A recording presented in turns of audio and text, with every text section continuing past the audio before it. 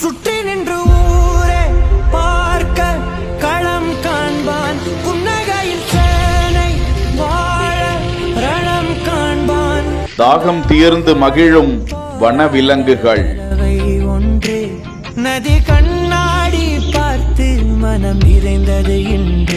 நீலகிரி மாவட்டத்தில் உள்ள முதுமலை புலிகள் காப்பக சரணாலயம் 681 சதுர கிலோமீட்டர் வனப்பகுதியை கொண்டுள்ளது. இந்த வனப்பகுதியில் யானைகள், புலிகள், சிறுத்தைகள், காட்டெருமைகள், கரடிகள், மான்கள் என ஏராளமான வனவிலங்குகள் வாழ்ந்து வருகின்றன.